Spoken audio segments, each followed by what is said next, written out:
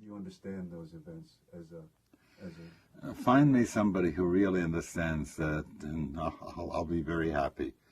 You ask me how do I deal with this is a different story. I don't understand it.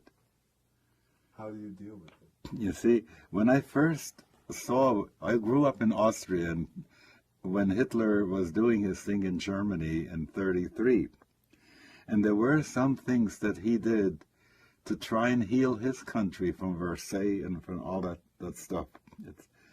He wanted to have workers to get a decent vacation after they had worked in shops for a whole year. And he gave them luxury ships to take a cruise on for a week or something like that. He made the first Autobahnstraßen, those superhighways in Germany. So at one point, I didn't think it was so terrible, But the way in which he understood what Jews are and how he has to persecute them is a different story. And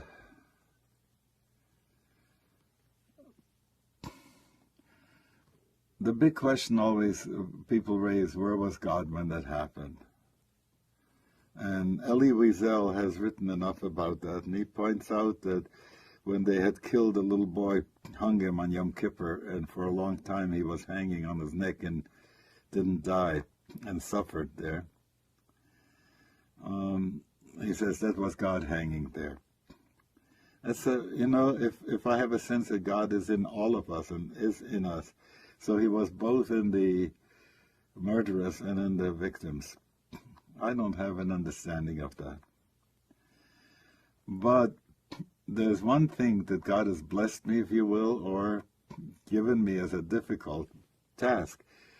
I don't like to drive by the rearview mirror. For me, I could have written some stuff and done some stuff about Holocaust and make that, but my eye has been toward the future. So what do we do about it? Where do we go from here? How do we make sure it doesn't happen again, What can we do to heal the wounds of people? Because these people have these wounds, these people have those wounds, and then they'll want to wound the other people in order to get even with that. That's not, you got to bring this to an end. I wrote an article once, enough of the liberations of Jerusalem, redeem Jerusalem from liberations, bring the United Nations there. And, when the United Nations is in New York, people don't really trust what's going on. They always have a sense that it's run by Washington. Outside, when people, Ahmadinejad, what's his name, Chavez, and Fidel, had to come to New York to address the United Nations. It's not a good idea. If they would have internationalized Jerusalem and put the United Nations there, by this time we could have had a United States of the Middle East, in which we could all work together and make sure there's going to be enough water and enough health and enough all that kind of stuff.